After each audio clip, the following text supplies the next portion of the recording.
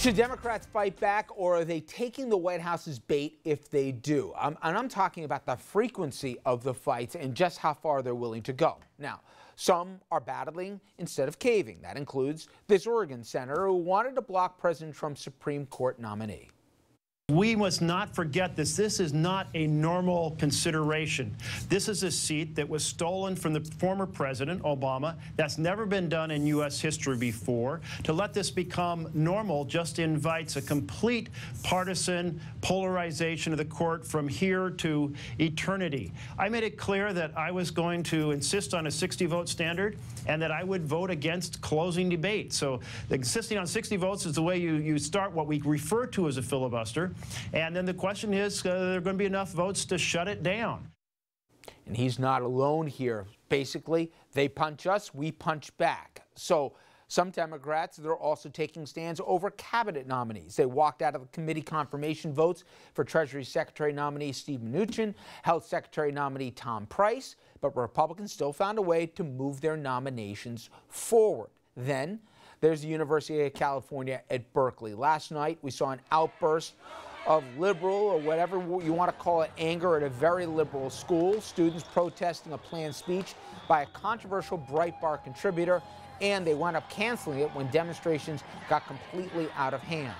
President Trump, of course, wouldn't let it go without commenting, going to Twitter.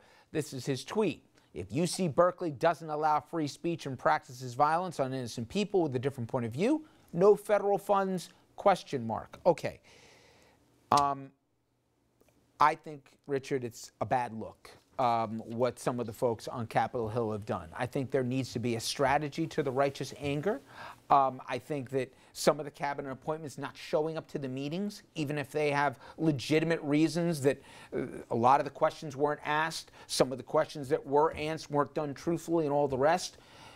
You know how to do a head count. In the end, they knew how it was resolved. Politically or on the merits of government? I'm more talking politically. Politically, they come across to the general people as infantile. The rule now is you don't worry about the swing vote, you fire up your base. That's what Trump is doing, that's what the Democrats are doing. Okay, but here's the problem.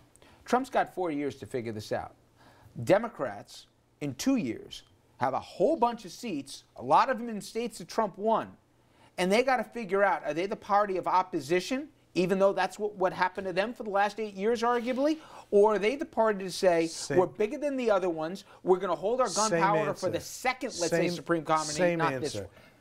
The new rule of behavior in politics is you make sure your base is with you first, and then you look to the swing vote at the end, if at all. Now, the consequence of that is Republicans shutting up when Trump does outrageous stuff. The consequence of that is Democrats being oppositional even when they don't have to be. I don't think it's a good system, but it's not a question just for the Democrats. Both sides have adopted that way of behaving.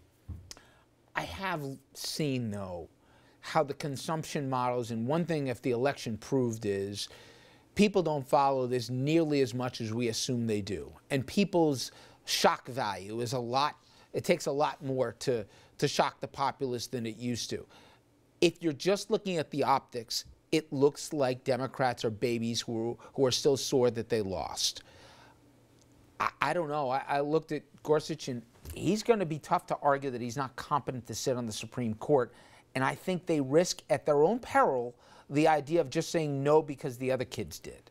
First of all, they look like crybabies only to Republicans. To their progressive base, they look like heroes, because that's what the base is calling for. And okay, but wait, Andrew, I'll let you answer. But how much matters. of the country, that, if we learned anything, is base and how much is other? And when I say other, I'm talking about folks in Wisconsin and Pennsylvania and other places who aren't going to watch the whole piece of the whole news, and they just see empty seats in a hearing. How much damage did Republicans do themselves by blocking Merrick Garland? The answer is none. So there's no political price to pay, or at least no political price to be worried about at this point. The other thing is, if you want them to hold their powder, what are they getting for that in exchange? You think if they let Gorsuch go, then if Kennedy retires or Ruth Bader Ginsburg retires, they're going to get a moderate or a progressive on the Supreme Court? You think if they go and allow these nominations to go forward, even though they have objections, they're going to be, their counsel's going to be taken? How about, they're going to get some concession from the White House? They're not getting anything back, so why do it? What if McConnell says, I will not, doesn't matter what he says, I will not go nuclear option here if you don't do the filibuster here for Gorsuch. You don't think they're going to go Period, going nuclear on forward. the next one? If When, that's when the it's pledge. Kennedy's seat or when it's Ginsburg's seat, there's no risk worth taking on that when there seems to be no quarter coming from the opposition. So basically, you're just getting out of the way now. Napalm. You agree? You think that's the wise move for Democrats here? To what, yell and scream because they have no power? What's the point? What, to just rally the base? Democrats miscalculated. Everyone thought that Hillary was so in the bag in terms of winning the election. The Democrats never planned out what's plan B if this guy who So 99 what's plan B? Plan B is they're in deep trouble. No, The no, Dem- no. wait, That's not a plan. no, okay, wait. Plan. Okay, to answer your question directly, Democrats have no options because no matter what. Okay, but they have to do something, Don. Okay, Right now, okay. they have to decide, should they have fought these confirmation picks? Okay, but Richard, but for what reason? What do you get I out of it? happen to agree more with you than I don't. For me, for example, I would have said, DeVos, she ain't qualified. I'll go to the mat on what's this one. happening. Price, I would have. No, they did it for everybody. they didn't. Mnuchin in the end was going to get confirmed. They didn't Why do it for bother Tillerson. do it? They didn't do it for a whole bunch of them. No, there's They didn't do been it a for few Mattis. others that they didn't need to. Yeah. I think I think you're right about the empty seats. I think the sit-down strikes on the floor of the House, that stuff does not play well, at least in middle America. It doesn't look right. I think the Democrats are misplaying that.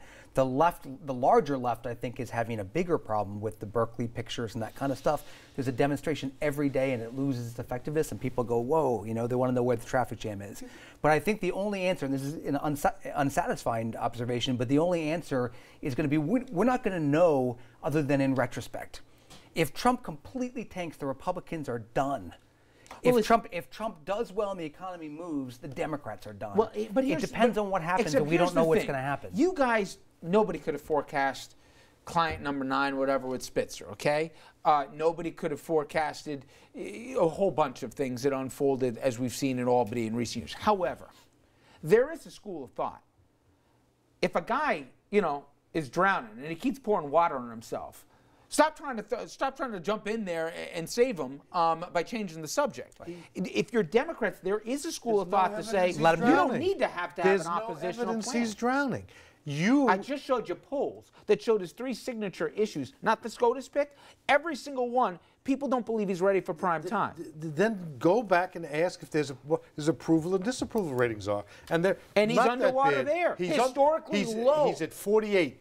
Was what I saw. Historically, at this point, compared to any If we recent hit president. 3% economic growth or something, it's all going to change. The fact of the matter is, we don't have a set of agreed-on rules as to how politics works anymore. Right. And that's the problem fair. here. If yours is a conventional, smart analysis of the way it used to be, it may be that way in the future. It may not be. Let me ask you a question. If let's say you're Chuck Schumer and Trump comes to you and says, give me Gorsuch, and if Kennedy retires, I'll give you a moderate that you approve of, and he's willing to say that publicly. I mean, that's a deal that you would take. Why but do that, though? They have the votes. Exactly. They got the And would you votes. believe him if he said that? I mean, that's the thing. You see, don't know what you're getting what back people- from him, what and right now, people all aren't- you know is you can't trust it. The point that I think people are missing is they've already laid down the groundwork. 60 is not a real number anymore. The minute that they do a filibuster, they've already said, and your president has already said, go nuclear, okay, because it sounds good. Point is, 60 becomes 51 in a heartbeat if they filibuster. So the issue now is, you're going to lose anyway on Gorsuch. Is it for a show, just to prove your base, and where are they going to go? They're really going to go run to Trump? Or do you say, you know what? There's competency and qualifications, and he's replacing Scalia. But the minute a moderate or progressive goes, we are batten down the hatches. That's an awfully nuanced Well, you're answer not to going give to to win your anyway. base, as But my opposed to point like, is, let's fight fire I'm with not fire. losing anything. What you're But saying is the filibuster rule may go. The world doesn't necessarily end. But Richard, how do you fight fire with fire when you don't have the votes? I'm agreeing with you, Tom. That means you're Democrats. Their hands are tied behind their You see back. 1,000 demonstrators outside of Chuck Schumer's house in Brooklyn. I mean, it's like, whoa, you have the left outside of Chuck Schumer's house in but you Brooklyn. know what? Like, how does Pick your spots. The thing that listen, we were joking around, guys, in the morning when you lay out your what we call a rundown here, where you pick whatever topics and you try and focus on. you know, for I can't tell you how many years, it was pretty easy. Other than a breaking news story, you work it out, you pick your subjects.